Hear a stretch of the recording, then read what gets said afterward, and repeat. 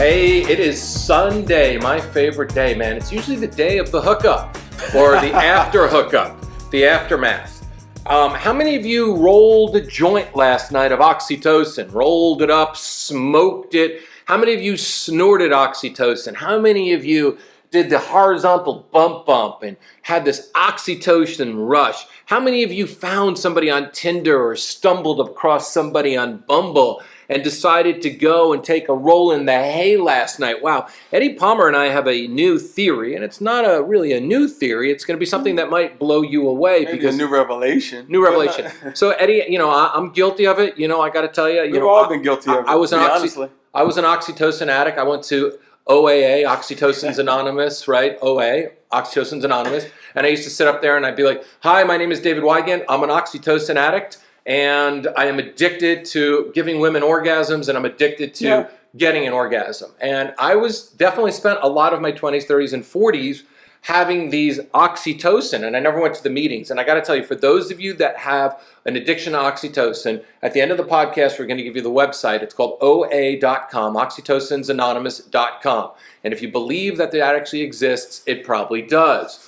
So I remember I was addicted to the whole thing. I was addicted to the chase. I was addicted to the whole thing. And I was talking, and it was funny, I was having a conversation with Kelly the other night about, imagine if I had Tinder in my 20s, right? So here I was cruising the streets of Manhattan, picking women up, getting laid by literally taking the subway. I just find somebody on the subway, get off at 72nd Street, have an ice cream cone, and then go back to her house and have sex, right? And I've known her for maybe 22 minutes, right? And there was a radio station in New York that was WINS. You give us 22 minutes, we'll give you the world. I changed the slogan, you give me 22 minutes, I'll give you an orgasm, okay? I was addicted to the chase. So I can imagine if Tinder was around when I was in my 20s, because if I couldn't hook up that night in the bar when I was bartending, if I didn't meet somebody on the street, I would have been swiping and flirting because I was an oxytocin addict. But what happens when you have this sex? You were just telling me what happens to so many people. And this might be you. You might be laying in bed right now with your earbuds right on, and there she is, or he is, he's laying there, and you're thinking to yourself, God damn. When the connection is sex, that's all you have. And a lot of us think, oh, please, what are you talking about? We vibe out. They don't really think about it. And just like Dave said, okay, so let's hypothetically, quick scenario. You swipe through on a Thursday night and you end up making a match. And then you start texting each other. And then in that text, you're already sending nudes, right? Because that's what everybody does nowadays. It's like, hey, I just met you. Here's a picture of my body to go with my name that you're putting on my that you're putting on your contact there. Here's Vicky and here's my vagina. So, you're going through your texting. There you go, Vicky vagina. Yeah, there you go. Yeah. Vicky vagina, like Vicky Vale, old Batman, Vicky vagina. It's so you're going through. Hey, let's hang out tomorrow night. Yeah, we'll go to dinner. We'll have a good time. We'll Uber, get some drinks, and of course you will. And all you're thinking is, hey, we're gonna have a good time on Friday night.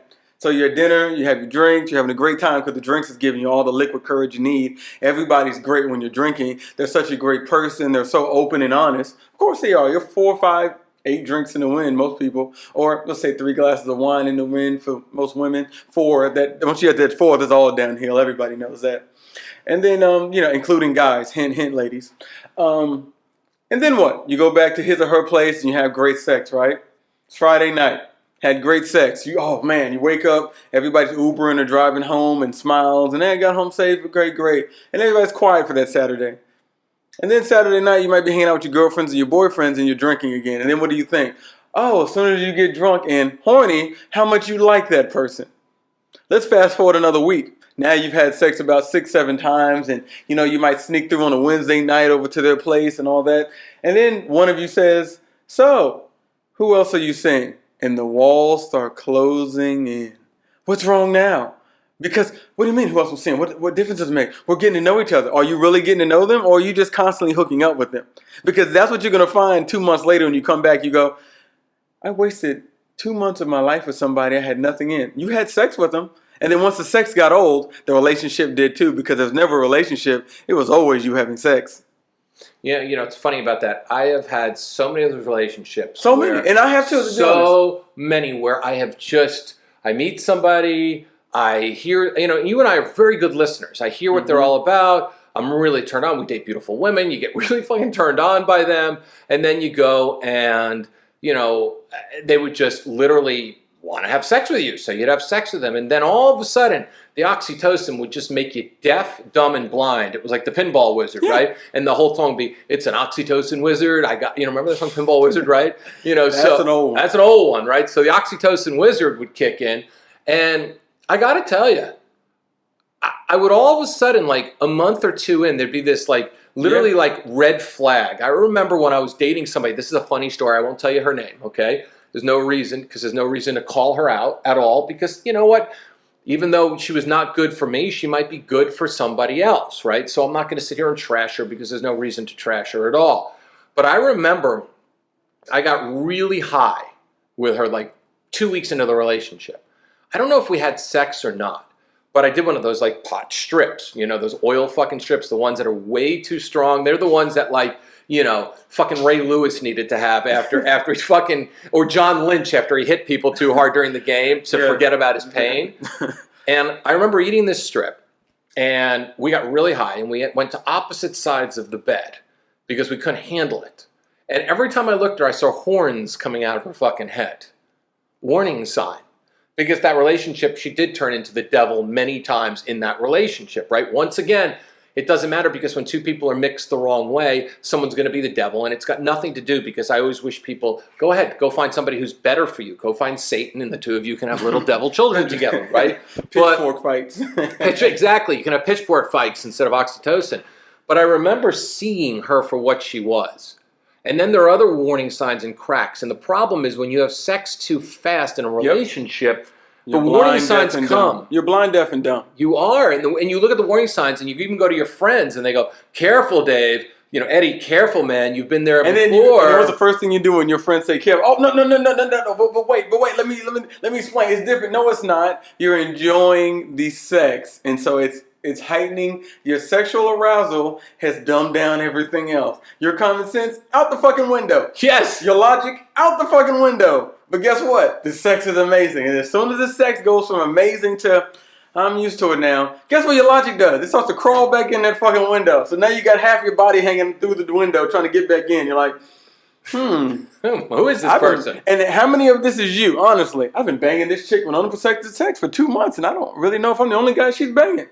Does that sound like a good idea to you? Well, women get even more oxytocin dosed. I mean, they start. Yeah, and a lot of it's the key with, the wine and the alcohol. And this is why I had a client of mine, high profile client. She was telling me, oh, I'm going on a date tonight, and do you think I should drink? And I told her, I looked in the eye and said, so you're going on a date to meet somebody who could be a potential life partner. And you think it's a good idea to get wasted, which will affect your ability and your judgment while you're getting to know somebody. And then a month from now, what would that person say? I don't know why I didn't see the signs. I do. You were drunk. And alcohol does two things to people. Makes you either happy, horny, three things. Happy, horny, and angry. Most people list the happy, horny side, not the angry. But everybody knows those people who get a little too drunk and they're a little feisty and ready to fight. Oh yeah, when they drunk attack you. Yeah, they drunk attack you. But, most people, what do? We get drunk and then we get horny. And then it puts all our senses down and goes, it's a good idea. You should do that. Of course you should. You're drunk. Get to know these people before you sleep with them. And I know everybody's saying, oh, don't you, practice what you preach. And I do. And, everybody's not perfect. We all make mistakes. Me and Dave are telling you, we've been there. We literally have done the oxytocin. We got to have it. But then one day you look up and go, well, where am I getting? And why am I not getting there? And it's called maturity, growth, cognitive thinking. When you say, I keep doing the same thing with all these young ladies or these guys, and I keep getting the same results. If he takes me on 2 dinners, I'll sleep with him. Then we hang out for a little while. We sleep together, Netflix and chill. Maybe another Applebee's date. A lot more sex. And Applebee's. Yeah, the dates start to get more and more informal the more you sleep with them. You ever notice that? You go from Nobu the first date, Mastro's, Boa in Santa Monica, and then what's the next one? The next thing you know, tea at my house. Yeah, no. Even from there, we'll go to the Cheesecake Factory. And then from the Cheesecake Factory, that's this nice, organic spot. And then it goes to, let's have tea at my house. The dates get cheaper and cheaper, but the sex is mounting up. You know why? Because that's what this all was about. 2 people enjoying the physical, pretending that they want to get to know each other. And then one of you might actually want the relationship. But guess what? You spent all your time, that first 30 days, fucking. Not learning, just fucking. And then now you got to backtrack and learn on the fly because you really don't know shit about this person other than their private areas. You know their sex organs. That's about it. That's what I always tell. If you listen to our other podcasts back, if you go back and scroll through their archives here, I always say get to know your partner, not their pelvis. And that's the main reason. The sex is even better when you know your person because there's an intimacy that you have that you're not worried about. If hopefully you are protecting yourself. Oh my God, I hope the condom doesn't break, or I don't want to get this or that, or I got to save a little bit because I got the date tomorrow night with the other chick, or have all these different scenarios. Allow yourself to get to know them because then it'll be more of she rubbed my back for an hour and it was better than having sex. We actually cuddled and I had a great time. I had a friend of mine, just to be quick. NFL star, mega, star, done it all, millions of dollars. And we traveled the world partying out together. And back in, before I became well-rounded, I used to wonder, how is it that no matter where we're at, no matter what we're doing, if he's with a girl, there's never any sex. It's always, they might hug and cuddle, but he's not going to sleep with her. At least not the first night, at least not that night. He's not going to do it. And then once I became well-rounded, I realized, because without that mental connection, that sex really isn't shit. And if you can have sex with somebody right now without the mental connection, you're still developing. And that's not a knock on you. It's just telling you, you still got some more, that curve. You're coming around that mountain. As she comes, you're still coming around that mountain. And once you get there, you'll see the forest for the trees. But right now, if you can't put a mental connection, if you can't have the mental connection before the sex, you're not ready for these relationships you think you are. You're still finding yourself. And maybe you should do a little more finding yourself instead of finding an opposite sex to sleep with. Because that's all you're doing. You're just mounting up your sexual partners, but you're not putting anything in there other than sex. I mean, other than your dick or your vagina. Everything else is withstanding. Oh, I can't give him my heart. But you're giving him your vagina. You're giving him your penis. But you can't give him your heart. I can't give him my trust. But you're giving them oral fellatio. It's amazing. It's amazing. Think about it. Are you doing that? I know, it's so funny. It's so funny. The visual is so funny. I can't tell them this story or that story, but I can bend over in front of a mirror and send them naked pictures of me masturbating. Oh, I can suck them off in his car, saying while you drop me off, It's so after weird. our first date and swallow. But I can't, tell him that I'm seeing another guy. He might think less of me. Okay, well, I can't tell her I'm seeing another girl, even though I'm going down on her in the movie theater because, of all the videos and pictures we've sent on hour 12 of knowing each other. So your 12th hour together, you've already seen everything there is to see, but yet you're trying to build something. Your imagination's already ran off this way. Yeah, the thing that I have learned is don't drink, don't smoke, don't fucking go out for fancy dinners. Hang with somebody and see them in their own situation. If you can't sit next to them, if they can't invite you over to sit in the backyard after their kids went to sleep, right, just to hang out for 2 hours, just to talk, okay? Yep. Dating is not about being horny, hot, and drunk. Nope. Dating is all about learning, gathering information. Then you can finally look at somebody and go, yeah, you know what? I like you. Yeah, every time I love you. You're awesome. If every time you hang out, you guys got to go get drunk, or you got to light one up, or you got to pop a pill, or snort a little of this, it's because you guys need other things to make each other compatible. And and it doesn't. And this is like I always say, even in LA, everybody wants to do all this fancy stuff to show off their money and proclivity and all the other type of things. If I can't walk on a beach with you with a cup of coffee and us just talk until the coffee's cold because we're not even drinking the coffee, we're just walking, then there's nothing there for us to do for me to spend $200 on a dinner. It's not a problem to spend $200 on a dinner, but why spend the money on that kind of dinner just to get to know someone when you really just want to get to know them? Is it the event that you want so you can put on social media, or is it really you're looking for the partner? And that's what I mean. I, dated a very successful woman at one point, one of the strongest, if not the strongest relationship I've ever had. And we would literally go places and close it down. No matter where we're at, lunch or dinner, it'd be 3, oh shit, I gotta go, 2, 3, we gotta run, I'm late, I'm this, because we're just talking and talking. No one's looking at their phone. No one's looking at their watches. Nobody's, taking down shots. We're just talking. And every topic, every subject will lead to another conversation further down another rabbit hole. Until you're so far in their mind that when you get to their body, it's nothing because you know what they like. You've talked about sex on a deeper level. You're so connected with them. The sex is the easiest part.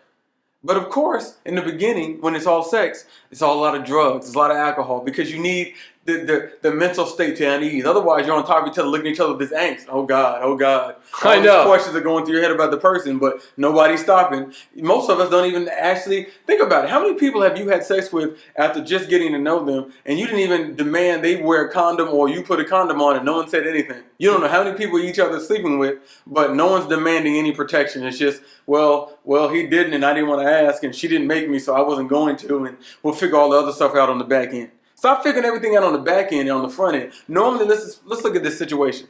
And, to be brief, normally, how do these relationships end? You get tired of fucking each other and somebody just dissolves or stops answering texts. You get pregnant, and then you're together forever and you hate each other then because you had a kid, and then everybody hates everybody. Right, and then the kid comes out to become a dysfunctional mess because everybody hates everybody. Because the kid becomes a pawn. Sex. Yeah. Because the kid's a pawn, right? Because two people having casual sex with no explanations, no deeper thought, no cognitive level.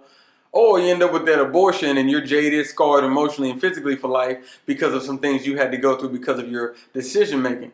And I'm saying this to say this. Why go through all that when if you just take the extra time that day, that night, or those days before and say, hey, honestly, and you can be honest with people. I've done this. I'd really love to sleep with you, but I want to take that off the table. I'm telling you, let's take it off the table because I want to, but I want you. And I think there's something there. The sex is only going to get better when you have a connection. It's not going to get worse. So you waiting, you really think that's going to make it worse or make it better?